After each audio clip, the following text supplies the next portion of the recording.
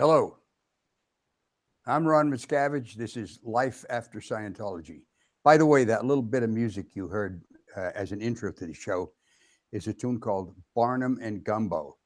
And that's on the album that I did in 1974, which I talk about in my book. And if you go to my website, um, where it says media and music, you can go down and see the album appearing there, and you want to sample the tunes, or if you want to get a copy of the album, it's pretty nice. It's called Timeless, and that was the one that when I speak about that album in England, this is the one that BBC heard and wanted me to play on the radio. Anyway, that was a little more than an aside. So let's get on with the show, because I got a great guest this morning. His name is Mark Fisher, and he's a real old friend, and I'm glad he accepted my invitation to come and talk. Uh, Mark has a very interesting story. It's a real inside type look at the Church of Scientology. So, without further ado and any more introductions, here's Mark Fisher. Mark, thanks for coming on the show. Thanks, Ron. It's great to see you again. Okay, so listen, to kick it off, why don't we do the normal routine that I do, and that is tell us how you got in Scientology. I'd be happy to tell you that. Yeah, I joined actually when I was a teenager. My father was retired Navy and he got red Dianetics in, I don't know, the early 70s. And then when I was a sophomore in high school, I think I was about 14 years old in the Washington, D.C. area, my dad had been, getting auditing and training at the Washington, D.C. organization where your prior guest on your first show, Dave Richards, had been the executive director at that time. And about a year into his training and auditing, he said, "Mark, I want you to come with me." He said, "I think this will help you. I think this is something that would be worthwhile for you." So it was about 1974, I guess it was. And he had me come in. And at the time, I was kind of a pretty shy kid. I mean, I was a teenager, but I didn't have a lot of confidence. I was not sure of myself. I couldn't communicate well in situations. And, I was a very sensitive kid too, because people could tease me and I'd get pretty upset. And so my dad thought that Scientology would actually be an answer for me. So I came into the organization and, I did the communication course like everybody else does when they first start out. And then after that, I got some auditing, Scientology processing, and away I went while I was a teenager. I'm going to tell you something. That communication course, I don't know how many times I've told other people, if Scientology would have stuck to some of these basic courses and offerings they had, I think it might be known as a great self-help group, but they really. I totally agree. I totally agree with you, Ron. And the way Scientology was then is not like it is now. I mean, when I walked in and to the Scientology organization, they had just moved into their new location. They had moved out of the original Scientology organization building where L. Ron Hubbard set up the founding Church of Scientology. They still had that building, but they had moved into their new location on S Street. And my dad, I was really impressed by how many people were there. They were all so upbeat and they communicated with you. And I'd never seen anything like, the communications course room. I mean, there were hundreds of students in there. There was a lot of people. And it was actually a lot of fun because you'd sit there and you do these different training routines. They'd make you laugh. They'd make you, learn how to communicate and acknowledge. And it was very beneficial to me almost immediately.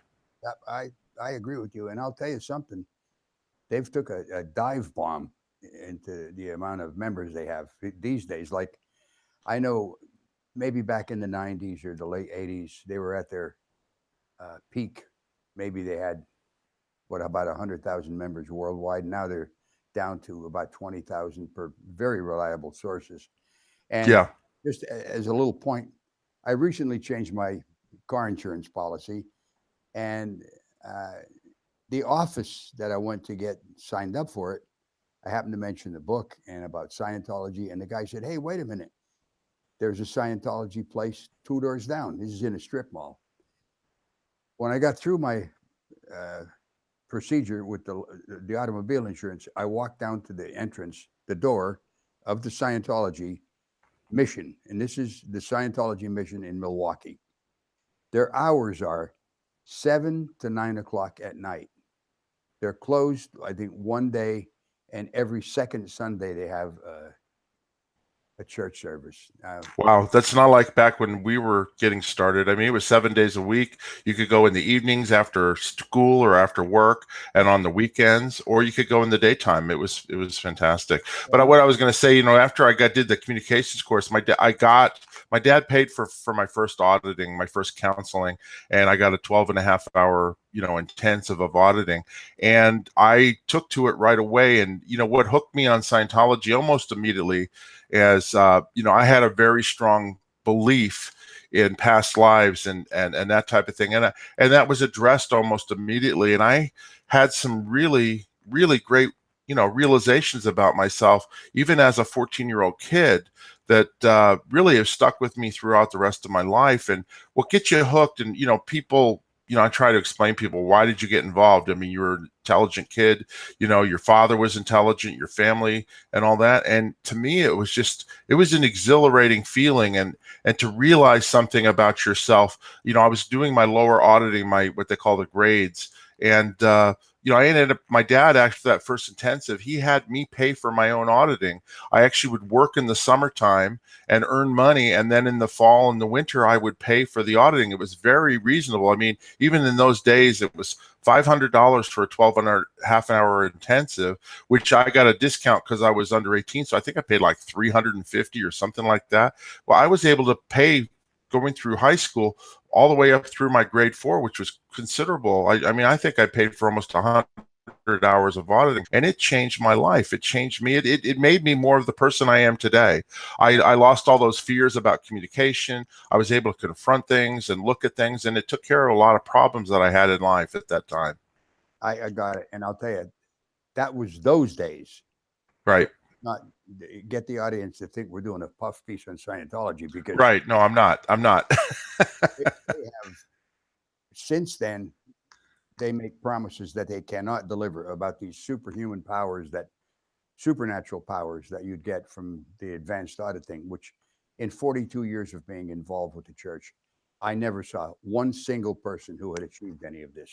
I totally agree. I mean, I got to the top of the bridge later on, and it was, now in retrospect, I mean, it was a bunch of crap. I mean, the stuff I did later on. Some of the earlier stuff, though, that I did was very beneficial. And whether or not that was, I mean, L. Ron Hubbard always said he got stuff from other places. Wherever it came from, it just worked for me at that time as a kid. And, I got to the point where then, I was like your son, David Miscavige. I wanted to join the Sea Organization when I was graduated high school. I graduated in June of 1976, and I had 3 different offers to go to college, and I was a really smart student. I was an Eagle Scout, and I decided that I wanted to help mankind. The whole thing. I mean, that you really felt like you were helping people, and it was a noble cause. And so I decided at that point in time to join the Sea Organization and sign away a $1 billion contract. I mean, what did that mean to me at that time? It didn't mean that much, but it meant that I wanted to go do something. And really my goal was I wanted to work with L. Ron Hubbard, because he becomes like a deity to you. I mean, in retrospect, the man had many flaws and many things that were wrong with him, but at that time, you don't know that. All you know is what you've gained from the auditing and processing. And so, like your son, I decided to join the Sea Organization down in Florida. No, wait a minute. You said, did you join in 1976? Yeah. Your son, David had been there for about a month, because I joined in July, and he had been down there in June. He'd been there 30 days. And when I went down to Clearwater, I went down there with the intention of training to be what they call an auditor or a processor in Scientology. And instead they went, hey, you're this young kid, and we'd like to get you, would you like to work with L. Ron Hubbard? And I said, yeah, absolutely. So I basically ended up being a roommate with the Norm up on the 9th floor of the Fort Harrison Hotel, and we became friends at that time. Wow. Yeah, because he joined when he was 16 years old, and that was in 1976. Yeah, well, funny story. I mean, he dropped out, as you know, to join the Sea Organization, and I just graduated, and I had my high school diploma with me. Yeah. And he looked at it and he laughed. He goes, you might be the only high school graduate on the entire floor. Before we go any further, I like Because all the I wanna get messengers, all the people who work for L. Ron Hubbard, they were all teenagers. They never even finished. I was like, hello? well, Mark, you're breaking up, and I don't know if that's coming through on the transmission or the Oh, okay. monitors. So if my producer could tell me, is it I can hear you now. okay? Sean, is this okay? Yeah. He's saying it's okay, but I'll tell you, it sounded so bad. I didn't want to continue the interview because it was just like a complete breakup. Oh no, and I couldn't hear you either for a minute there. So Okay, so why don't you go back to when you show your high school diploma? yeah, well, I mean, like I said, when I joined the Sea Organization, I just graduated high school, and David Miscavige, he just, your son, he just dropped out the month before. So when I came, he'd been there for 30 days, and we were roommates in the 9th floor.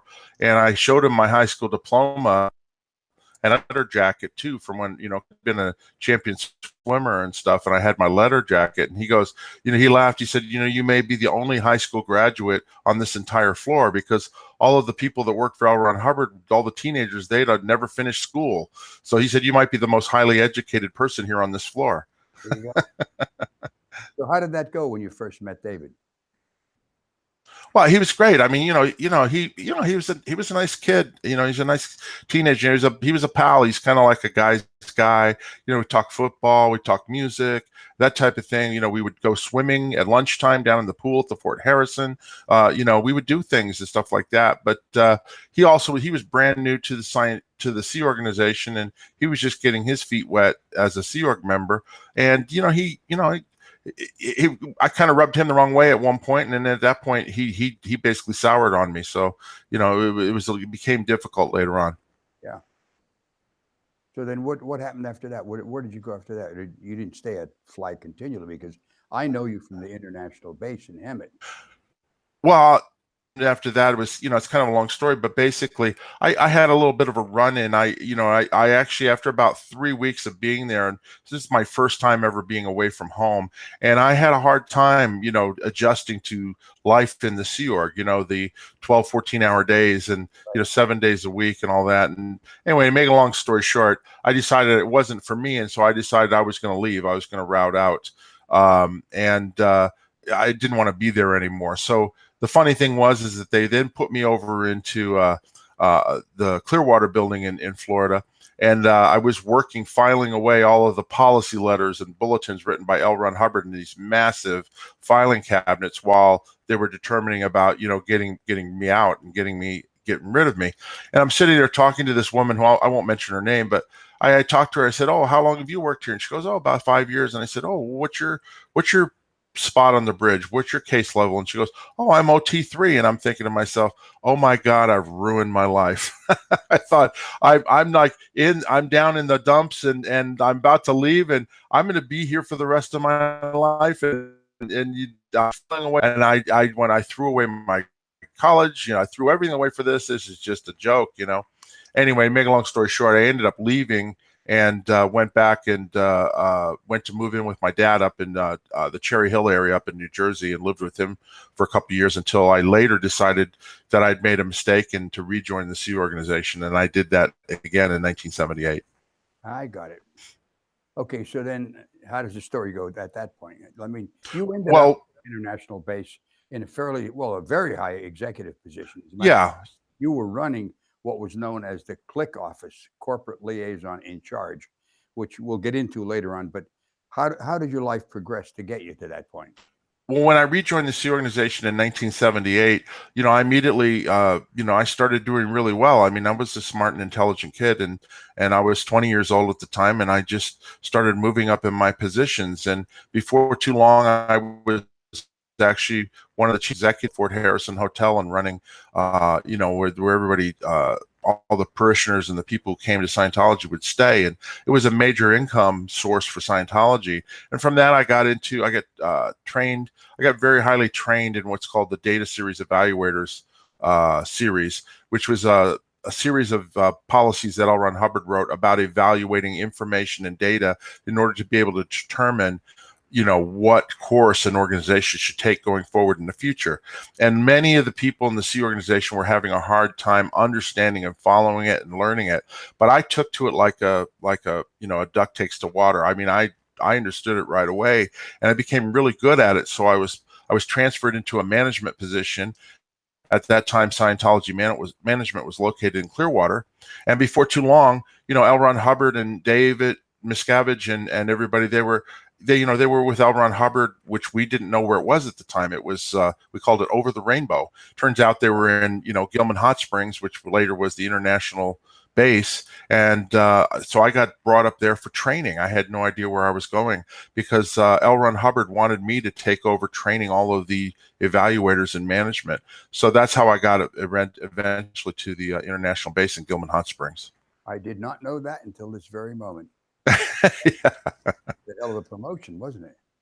Yeah, and I got trained up there because they didn't want to have to approve everything anymore. They wanted it to be able to be approved locally, and I actually was able to train them. It was kind of like in Scientology processing, you had a case supervisor who basically would supervise the processors and the auditors and make sure they were on the right path, and that's what they were training me to do in regards to evaluating information and data and doing management. Okay, so now wait, you went to the INT base to get trained. Did you go back to Flag? I did. I ended up going back to Flag. I was only up there for about 6 months. But during that time while I was up there, that's when I met, David Miscavige, your son, again. And that was when he was starting to take over control because L. Ron Hubbard, I never forget, I got to the international base and I'm expecting L. Ron Hubbard to be there. And you know what it's like, Ron, because you've been there. You see this little house. Now it's a big mansion, but at the time it was a little house called Bonneview up at the top. And I remember waking up in the morning thinking, where am I? I'm up against these mountains in the middle of the desert. And I'm going like, there's a house up there. I go, L. Ron Hubbard's up there. And of course, none of us knew where he was, who were regular parishioners or staff. So I'm just assuming that's where he was. Yeah. So I get up and they go like, oh no. He was in hiding. He actually at that time, he had left in 1980 and he was out running around and we didn't know where he was. It just, that was where he was at, I mean, that was where we thought he was at, but he wasn't there. That you were there, Mark? Pardon me? What year was that you were there? That you went First time I went there was in 1980. I think it was 1981. Okay. Yeah, 81, 82. Okay, so the story continues. Go on. Well, so then, make a long story short, I eventually I went back to Clearwater for a while, and then, I was needed up there. They saw the value of me, and so I was brought back to the international, base, and I was up there, and this is around the time that David Mayo, who used to be the senior CS international, was removed. When David was making changes along with another guy named Pat Broker with the head of Scientology, the Commodore's Messenger organization, and the executive director INT at the time, which was Bill Franks, where they felt like they were going to get rid of a bunch of the top Scientology management, and there were quite a few of them. Anyway, make a long story short, there was a huge justice action to basically remove all of the senior Scientology management people from Clearwater, Florida, and on down, and to replace them with other people. And I was on. I'm sorry. Go ahead. Okay, but in fact, wasn't this a coup? Yeah.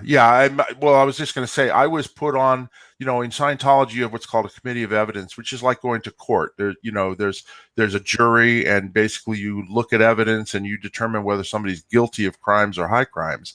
And I was made a member of that jury. I was made a member of that committee of evidence, and I was supposed to adjudicate, along with several other people, whether or not these people were guilty of crimes of treason against L. Ron Hubbard and Scientology. Right. Well, I didn't agree with that. I was what they call disaffected, because I had been in Clearwater and I saw how booming and how big Scientology was growing at that time, and I just thought, this is not right. I mean, there's a bunch of false information going on around here. Anyway, this came up in my auditing sessions, and as soon as it was found out by David and some other people that I was basically in disagreement with what was going on, I was removed from that committee of evidence, and I was sent to the rehabilitation project force. I was kicked off the base and sent to Los Angeles to do the the RPF, the rehabilitation project force, which is basically the Scientology prison camp. Right. Yeah. So I was down there, and I did that was my first time I had doubts about Scientology and about the organization, because I'd been at the top and I saw the hypocrisy of some of the things that were going on. During that time, it became, I'll just give you an example, and I don't know if you know this story or not, Ron, but L. Ron Hubbard wrote down there was a guy in management his name was John Axel, and he was in charge of the Los Angeles organization in Scientology management. Well, some report had gone up to L. Ron Hubbard about John Axel, and L. Ron Hubbard wrote back and said, oh, by the way, spit on John Axel for me. You know what I mean? He was so disgusted with him. He said, spit on John Axel for me. Well, Dave Miscavige took that, your son, he took that literally, and he went and he had the guy held against the wall and he spit in his face. And I thought that was just the most degrading thing I had ever seen. I mean, I would have never done that in a million years. And that was adding to my own personal disaffection. And then, of course, before I was sent to the RPF, that became the thing to do. I'd be standing out, doing, gardening, and, they'd make you do mest work, where they called it manual labor. And then guys would be driving by and they'd spit at me. I had a couple people spit at me. And I just went, this is where I went, like, this is not Scientology. This is not what I signed up for. You know what I mean? Yeah. Well, I'll tell you, you say this is not Scientology, but that's true in some respect in your mind, in many people's minds. Yet, right. Correct. That was the way it was done in those days. And it's gotten worse since then. And let me backtrack for a minute and interject a little comment here on a committee of evidence. Okay. Oh, before I do that, you mentioned the word mest work. The word mest is short for matter, energy, space, and time. And that's a word that's used by Scientologists to describe, the planet and all the physical attributes of it, just so they'd know. If you're doing mest work, that means you're doing labor, But anyway, manual labor, like digging ditches and things like that. Yeah. But the ComEv, I'm going to tell you this. In all the ComEvs I've ever witnessed, I never found one time where a person was accused of something where he was found not guilty. I totally agree with you. One. So if you were getting ComEv, you knew you were given the death sentence. You're going to be found guilty.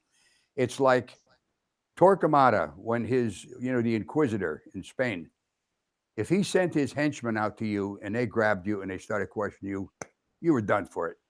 You wouldn't go there and they say, oh, well, we were wrong. Yeah, you can go free. Bullshit. They're going to put you to death. But, I'm not saying you get put to death in a ComEv. But if you were ComEv, you were guilty.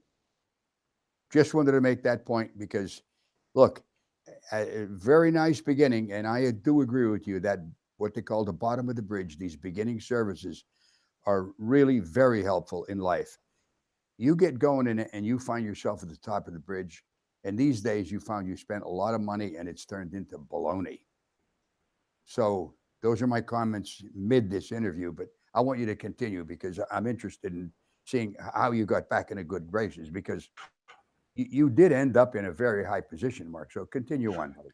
Yeah, no, I was going to say, I agree with you. And just so you know, I mean, so your listeners know, Scientology public people didn't realize what was going on behind the scenes with the staff. So like what you were saying is absolutely correct, because the closer you got to the top, to L. Ron Hubbard and the Scientology secret of management, that's where you learned all this stuff. Because when you're just a paying public Scientologist, oh, everything's rosy, everything's fantastic, everything's beautiful. You never see the spitting, you never see the RPF, you never see any of that stuff. So when people go like, well, why wouldn't people be involved with that? It's because they didn't see it. It was kept, it was kept behind the cloak. I'm sure you agree with me on that. I absolutely do agree. Yeah. Anyway, so how I got back into good graces, I actually ended up doing the rehabilitation project program, and I actually, in those days, you could do the program and graduate in a reasonable amount of time. I was in the rehabilitation project force from November of 1982, and I graduated in April of 1983, and that included doing what was called the running program in that days. And I'm not going to go into the details on that, but it was a long program that you had to do. So I literally was in and out in about 5 months, graduated, completed, and brought back to life. You know what I mean? Well, that's unheard of these days because Yeah, because it's years. I found out later people were on it for 5, 6, 7 years. I went, that's crazy. listen, there was a guy on it. I don't want to bring up his name because I'd be throwing him under the bus. Yeah. He's a decent guy, but yeah, he's not playing with 52 cards and playing solitaire, and not the sharpest knife in the drawer. But I'll tell you, Right. I think Jim was on the RPF for about 11 years, 10 or 11 years. Now, That's nuts. completely insane. You can get your doctorate in that amount of time in college, and here he is living that life in a prison routine for that many years, and I don't know what the hell he got out of it. That Anyway, was crazy. go ahead. But anyway, back to so when I graduated, immediately upon graduation, Terry Gamboa, who's a mutual friend of ours, she had been the executive director of an organization called Author Services. And just a brief history of that, Author Services Incorporated was set up in 1981, 82, around that time period, when the IRS was coming after L. Ron Hubbard, saying that Scientology was basically a scheme to get money to L. Ron Hubbard. And in actuality, I'm condensing this down, but in actuality, L. Ron Hubbard ran everything in Scientology and Dianetics, regardless of whether or not he said he was involved or not. He was. We got his orders, his advices. We got tape recordings. We got all sorts of direction from him. And trust me, people did what L. Ron Hubbard said in management, okay? But he was trying to say, oh, no, I have nothing to do with it, and I don't take any financial benefit from it.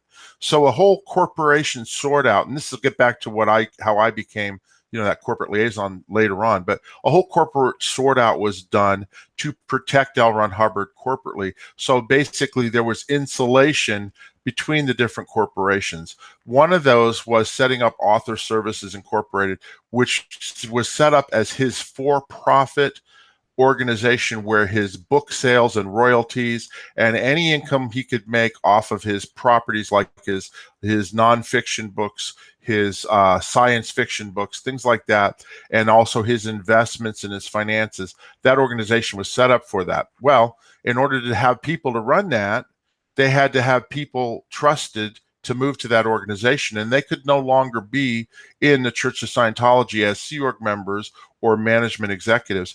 So your son, David Miscavige, he moved over there and became the chairman of the board of Author Services. And Terry Gamboa, she moved over and she was the executive director of Author Services. So, and Shelly, Dave's wife, Shelly Miscavige, she was over there as well, working as his assistant. Anyway, to get back to how I got back into good graces, when I graduated the RPF, they were doing renovations on the offices for Author Services on Sunset Boulevard. This is before their current location. And they needed people to run those things. And Terry Gamboa and myself, she wanted me to work with her on that. And so I went and I oversaw the logistics on the renovations of that space. And that put me in Dave Miscavige's presence again during that time period. Okay. I did a good job on that project. We got the renovations done. And then so it was decided that I would go back doing what I did before, which was training evaluators in Scientology management. I went and I did that for about 3 or 4 months down in Clearwater, Florida. And before too long, I was brought back to the international base because they wanted me for a position up there. And I was up there for about a month.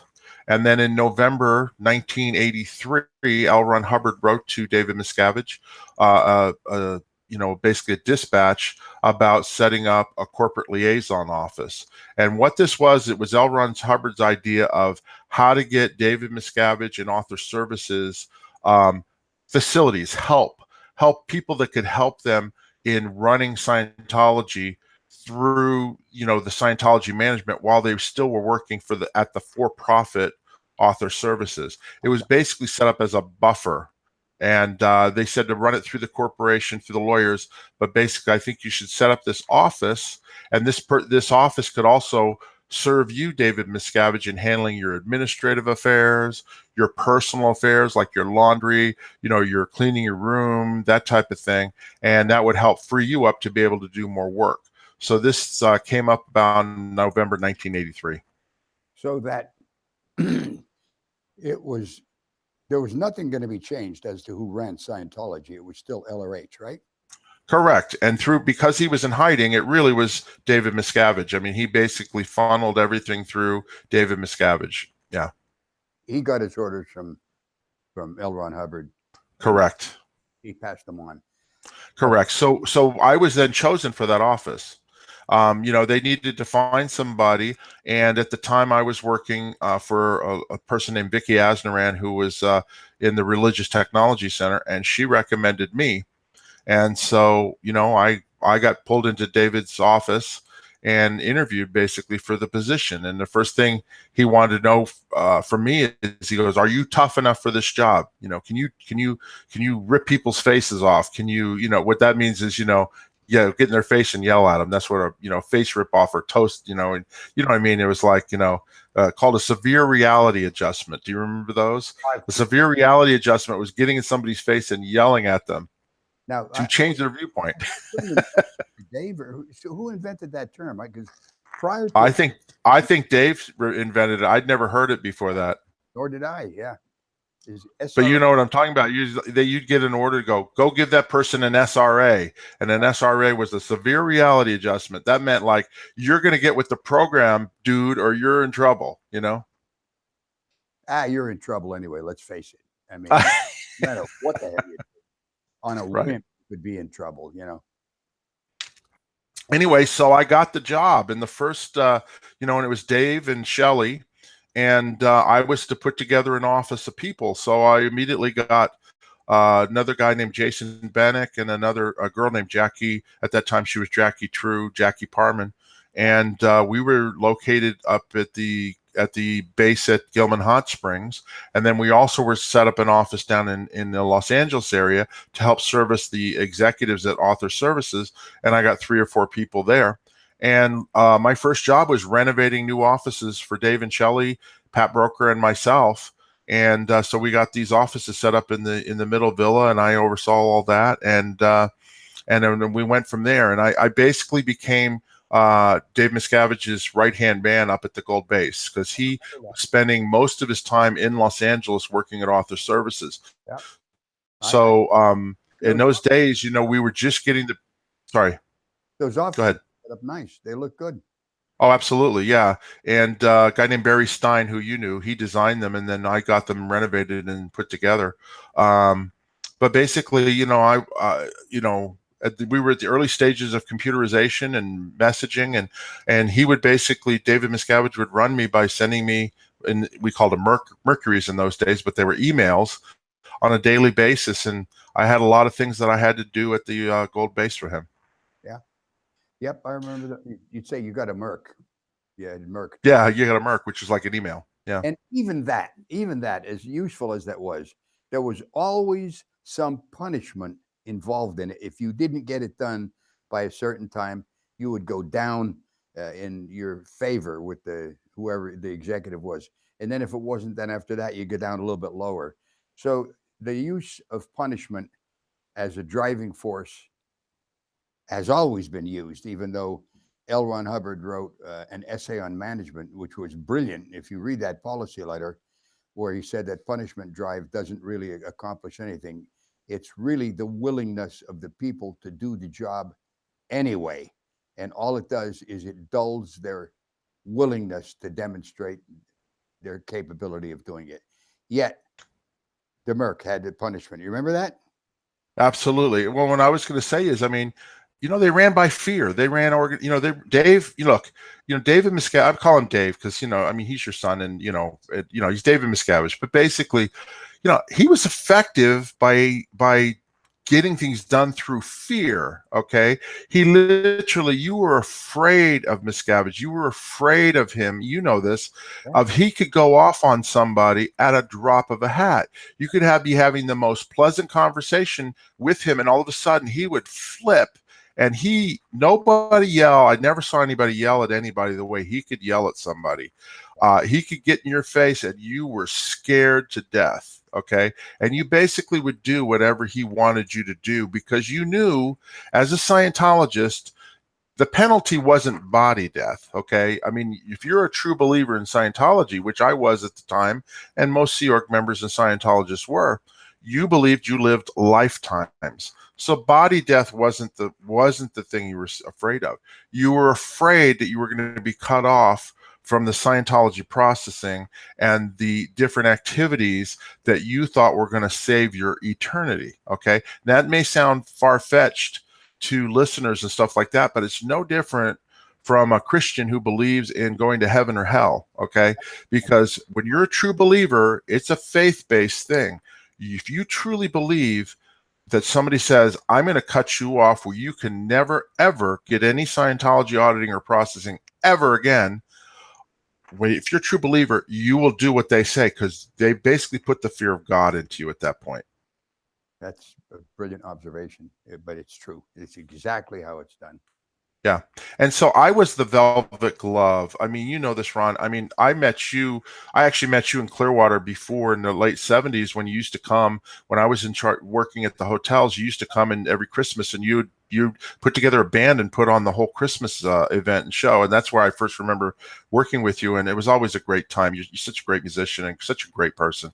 But anyway, but then you had eventually came in and joined the Sea organization up there at the international base. And, you know, the reason I lasted with Dave when I was working with him and Miscavige when I was working with him was because I could basically, I got to the point where I realized that when he was yelling, he wasn't necessarily yelling at me. He was yelling about the situation. So I got to the point where I could confront it and basically say, sir, I'll handle it. Let me handle it and let me take care of it. I will get it done. And he would give you that responsibility. And if you got it done, great. You know what I mean? But you didn't get it done, of course, then you were in trouble too. But I was basically the good cop to his bad cop because he'd blow up and get upset about something and leave the room. And then I'd sit down with the executives or the staff member and I say, okay, look, let's sit down and figure out how can we get this done? Because I was a problem solver. Yeah. Mark, I got to tell you, what you just said is absolutely true. I never, ever remember you coming down and seeing me as my post. And in those days, I was either very shortly after I got there, I became in charge of the music department. So I was responsible for getting projects done. I don't ever remember one time when you came down and started screaming at me. Not once ever. So I welcomed your presence because I knew I was going to have a profitable communication cycle with you and we were going to work out how to get stuff done. So just wanted to interject that. Okay. I appreciate that. Well, and that's how we got things done. And we did actually get a lot of things done that I actually was proud of in those days, you know? Yeah. Yeah. But, you know, so then I was doing that and I was involved in all sorts of things, you know, and I lasted, quite a bit of time. And from there, you know, I was in charge of the corporate liaison office, but I was there when, the whole reorganization after L. Ron Hubbard died, when, David came to the base and instead moved from Author Services to the Religious Technology Center and became COB, RTC. I was there involved with all that whole thing and I worked with him there. Now, when L. Ron Hubbard died, though, there was a team of people who went up to the ranch where he was living. Did you have anything with that? Yeah, exactly. Well, after L. Ron Hubbard died, of course, we were all pretty much in shock. But the people that were taking care of L. Ron Hubbard at the time, who were Pat and Annie Broker, they had been living with him basically in hiding for years. There was a ranch up in Creston, California, which we had no idea existed until L. Ron Hubbard died. That's how secret it was. But basically, they decided that they were going to continue. I mean, it was just assumed that Pat and Annie Broker were going to take over Scientology and run it. But of course, that wasn't what David Miscavige, his plans were. But Pat and Annie Broker was assumed were going to take over. And they wanted to continue to live up at this ranch and basically run it as a horse ranch. I mean, there was no real purpose to it other than running it as a horse ranch. So I was given directions by David Miscavige and Norman Starkey, who was L. Ron Hubbard's executor of his estate, to get personnel sent up to that base, not base, it was a ranch. Yeah. And I set up about 14 people, and it was couples and stuff like that. And I had to get them and pick the different people and get them sent up there. And they ran it as what? What was the purpose of them going there? There was no purpose. I mean, that's when I started hearing, from David that, hey, this is a joke. I mean, well, listen, we're going along with this, but, it's not the expansion of Scientology. I mean, what good is it up there, raise some of the buffalo and stuff like that? There's no purpose to it, And eventually what happened to those people, which I felt bad about later on, but what happened to those people was after Pat and Annie Broker were kicked out and David Miscavige took over, they all came back from the ranch and they were sent to the rehabilitation project force, lock, stock, and barrel as co-conspirators with Pat Broker. You know what I mean? And they had no more idea of a co-conspiracy than a camel would do of playing a pipe organ. Come on. Correct. They were up there taking care of the ranch and doing whatever their work they were doing up there. Yeah. They had an enjoyable time as far as I knew. Yeah. Another project that I was responsible for is, after L. Ron Hubbard died, of course, then we found out about this Church of Spiritual Technology, which is the organization that was set up to basically archive all of L. Ron Hubbard's works for thousands of years into the future. He left all sorts of instructions about putting it in underground vaults and preserving his records and all that sort of thing. And I had to get personnel for that too. And I sent quite a few people up to the Church of Spiritual Technology in those days too. Now, I had nothing to do with the Church of Scientology International, but that was what, I got my orders from David, and that's what I had, what I would do. Okay, so now that brings us to this point, and I think it's a point I'd really like you to expand on. You didn't stay in good favor forever. What happened? What caused your demise as far as being in that position of power? And I think it was power, because when you're connected Yeah. down to David, that power extends to you. Well, exactly. And what happened was, I saw it close up, but I saw it slowly happening, which is that once he took over total control, once he got rid of Pat and Annie Broker, he'd gotten rid of David Miscavige, he basically was in charge. The more control he had, the more he realized that nobody was going to say no to him. You just said once you get rid of Pat Broker and David Miscavige. You didn't mean. Oh, I meant David Mayo. Sorry. I meant David Mayo. In other words, the guy who was supposedly the technical genius to take over was David Mayo initially, but he also had then other people too. But I'm sorry, I misspoke. But anyway, what I was trying to say is that once he realized that you can really say no to me anymore, because, even though he was ruthless and he was in control when L. Ron Hubbard was alive and then when Pat and Annie Broker was alive, he still had fears that, hey, I have somebody to answer to if, I got to keep my eyes open, because next thing you know, I might be running around a pole or in the RPF, Well, once he realized that control was gone, that's when I started seeing him doing crazier and crazier things that were off policy. They were basically against the rules that were set out by L. Ron Hubbard, who we still followed even though he was dead. So I started to see that happen more and more. Well, and that was more power that he was acquiring. And as I said in my book, Ruthless, as you can see here. Yeah. A guy by the name of Lord Acton said this. He was a member of Parliament in England. He lived between 1834 and the early 1900s. He's the one that actually made the statement, power tends to corrupt, and absolute power corrupts absolutely. And I can see that once L. Ron Hubbard died and there was no checks and balances, that accumulated more power under David. And I think that was what really got him going in a downward spiral. And as far as I'm concerned, that power, you get power, it's like going on crack cocaine. You don't want to get rid of it. And that changed him from this to this, because he's a kid, and I brought this up many times. We got along famously, and he was a great little kid. The more power he achieved and got under his belt, the more it's gotten to the point where it is now, where the church specializes in disconnecting families from each other, and just the ruthless rules that are followed If you leave, they try to ruin you. They character assassinate you. And I think it was at that point where LRH died, where he realized, now I can really go on a rocket ride. I agree with you. I agree with you. In addition to that, he was dealing with all of the attorneys at the time, and Dave didn't have a high school education or college education, right? But he had attorneys, and they hired the best attorneys, the best corporate sort-out attorneys, the best criminal defense attorneys, the best tax attorneys, and I think that they fed to him. This is basically how we can, protect the organization, and in that doing that, it also meant protecting him personally, because it was set up in such a way that there was no way to challenge him. Board of directors were set up for these corporations, and the first thing you did, which I was on a couple of board of directors, is you signed an undated resignation letter. So that way, if you ever left, or they ever thought you ever went in disfavor or didn't agree, all they did was date your resignation and you were out. You know what I mean?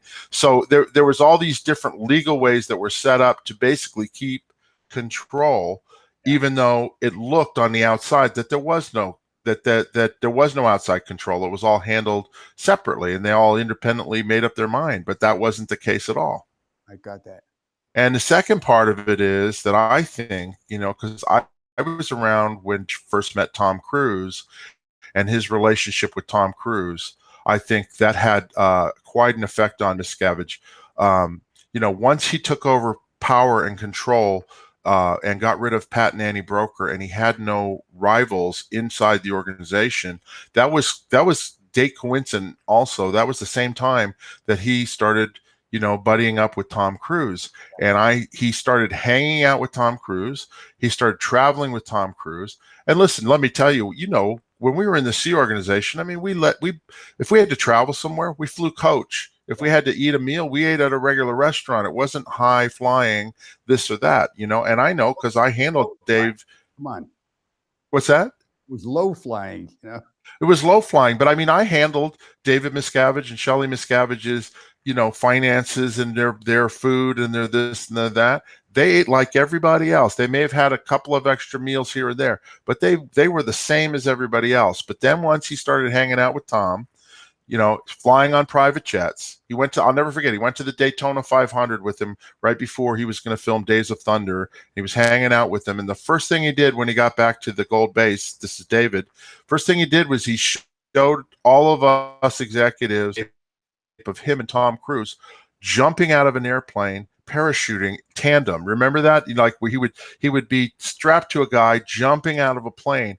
And we were blown away. We're like, oh my God, we thought this was the coolest thing we'd ever seen, And he started driving faster cars, and Tom Cruise had his Porsche. And next thing you know, Dave had to have a faster car. He started competing with Tom Cruise. Between taking over power and his celebrity relationship, he changed, because I'll tell you, his viewpoint about celebrities before meeting Tom Cruise was, oh, they're all just a bunch of dilettantes. They don't do anything. They're not true Scientologists. Because you dealt with the musicians and the celebrity musicians. He looked down his nose at them. And then all of a sudden, oh my God, they're the greatest people ever. So I think that had a big part of changing him. I think you're exactly right, Mark. Yeah. So continue. Well, anyway, so and then the third thing, of course, is once he got the IRS tax exemption, which I wasn't around. I left in September 1990 for good. But in 93 or whenever it was that they got the IRS exemption, because that was the key, that was the most dangerous thing to Scientology, was that the IRS was going to take over and they were going to have a massive tax liability.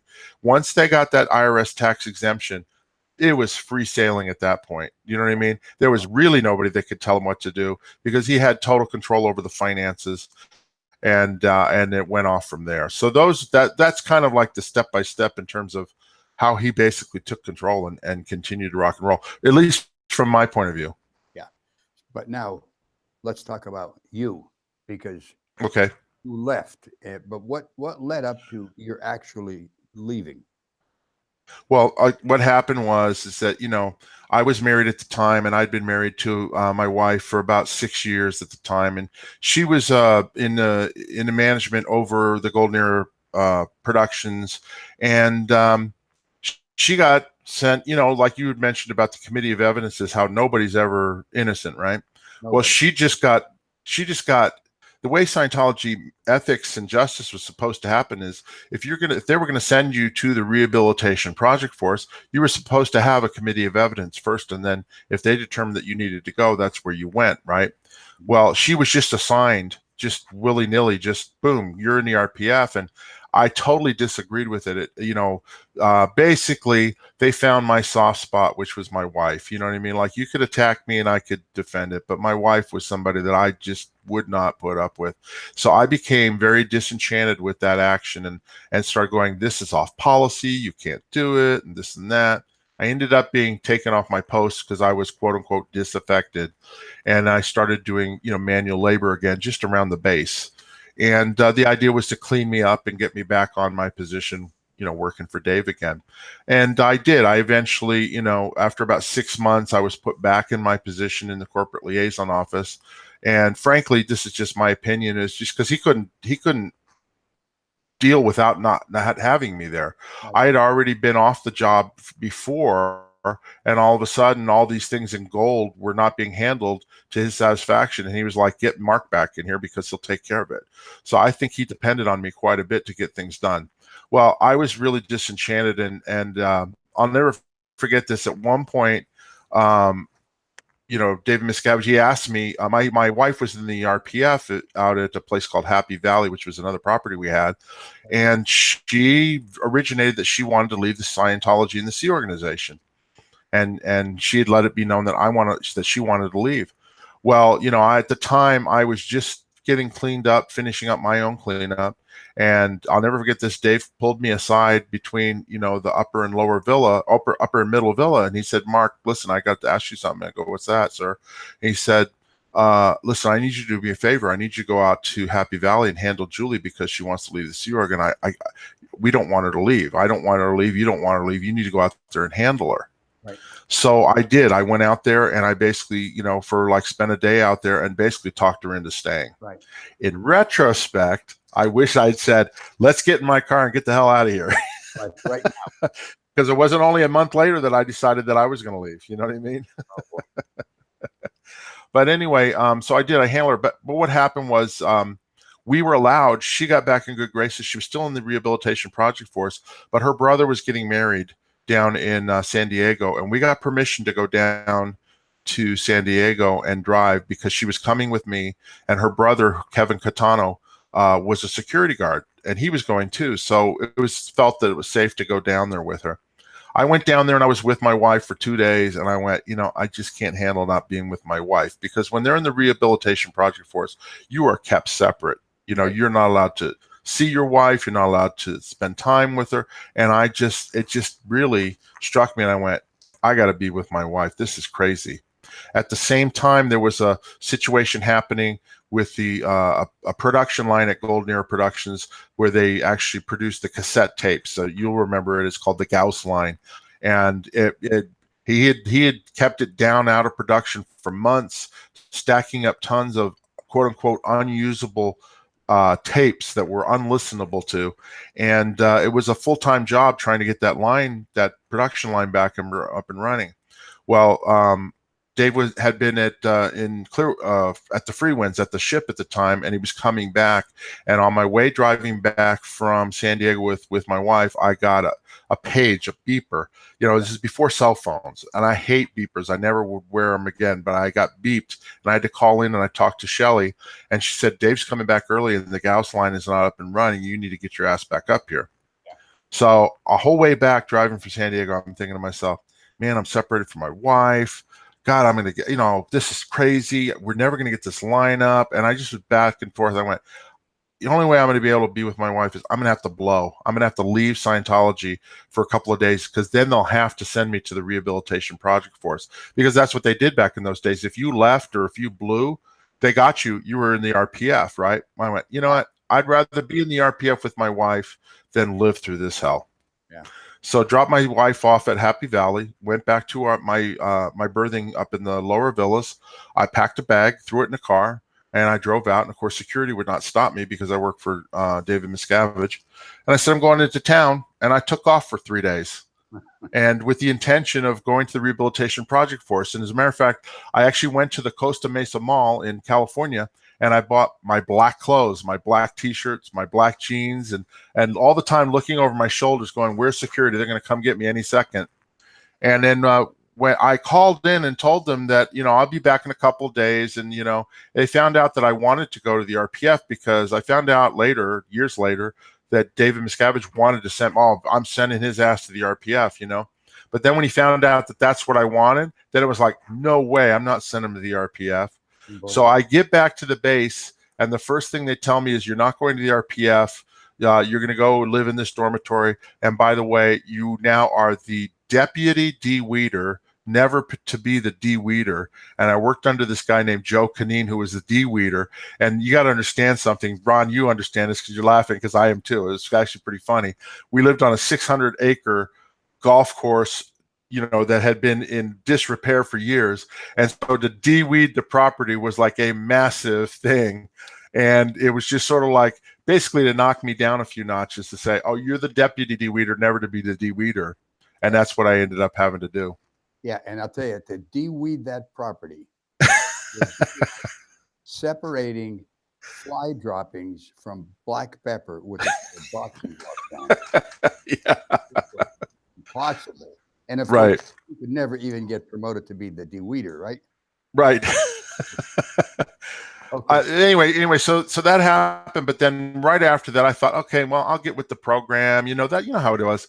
But where he took a step too far is, I was back for about a week, and then he put out an issue base wide. He didn't do it, but he had, the people in the ethics division put out an issue canceling everything I'd ever done in Scientology, all of my Scientology training, all of my Scientology processing, all of my Scientology positions. I basically was a brand new person, newbie, never, basically having to start over again. And after I'd spent 13 years getting to where I was at, that to me was a step too far. Right.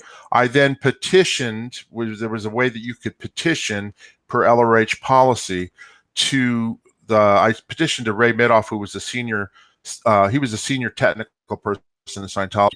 And I said, this is complete. You can't cancel all my certificates without a committee of evidence, same type of thing. And it got denied. That's when I went, okay, they're not playing by the same rules the rest of us were. And I got to get out of here the first chance I get. After that is when I got beat up, that, physically assaulted. I was one of the first people, I guess, that David Miscavige ever physically assaulted, because, when you come back after leaving, all of a sudden you're in interrogations, what they call security checks, nonstop. They want to find out all your crimes, all your evil intentions, this and that, right? Yeah. And I was trying to get with the program, but they just kept, they kept at it and all that. And one of the things I said, one of my intentions was, I went, well, if I ever leave here, I'm not going to sue Scientology. I said, I'm going to come after David Miscavige. They said, oh, you mean Scientology? I said, no, David Miscavige personally, for what he's done to me. I said, I'm coming after him personally. So it was because of that statement that I was up in the garage doing some manual labor painting pipes when he was coming through on an executive inspection. And I had voiced that, I'd wanted to stay, I guess, in one of my sessions. And he said, hey, Fisher. And I said, yes, sir. And he goes, I understand you want to stay now in the Sea Organization in Scientology. And I said, no, sir. And he said, what? And I said, no, sir. And he said to me, you're a bypassed case. And in Scientology, when they say you're a bypassed case, that means that Scientology processing has not worked on you and that you're basically crazy. And I said, no, you're a bypass. First time I ever talked back to him, ever. I said, no, you're a bypass case because you don't understand what I'm talking about. I'm talking about freedom to do what I want to do, say what I want to say, and be who I want to be. Yeah. He ordered me down off of this lift that I was on way up high, painting pipes, and he was with his little entourage. I get down to the bottom and onto the deck, and then next thing I know, he comes flying at me, grabs me around the throat, and starts punching and kicking at me. I immediately went down on the ground, and he's yelling at me, you want to sue Scientology? You want to sue Scientology? And I didn't say anything. I just covered up, like, just protected myself like a fighter, and I was on the ground because I wanted everybody around to see how crazy he was and how off the rails he was. he finally stopped. I stood up and I looked him right in the eye and I pointed my finger at him. I said, you notice I didn't lay one finger on you because I wanted people to get the point that I was not the crazy one here. And then I reached behind my head and touched, and I pulled my hand back, and it was blood. And my head was, I said, you made my head bleed. And that's when he kind of went, well, I'm sorry, it was for your own good, and we'll get the medical officer down here, and blah, blah, blah, blah, blah. And then off he went. Yeah. That was the final straw for me, because basically in Scientology, David Miscavige was, he was like the head of the church. He'd be like, your priest or your bishop or the Pope physically attacking you. And I went, that's not Scientology. That's not what I'm, in my mind, I'm thinking, that's not why I joined up. I said, nobody's going to lay a hand on me for something like that. So that's when I went, I'm gone. And within about a month, I finally left for good. And that was it. Yeah, I had to escape, like you did. I had to escape. Yeah. My final straw was that I didn't want to leave my wife. They'd turned my wife against me. We'd never had an argument or a fight in 6 years.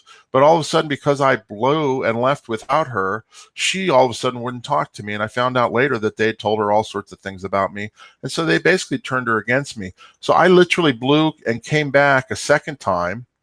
And because I couldn't leave my wife. I couldn't leave her.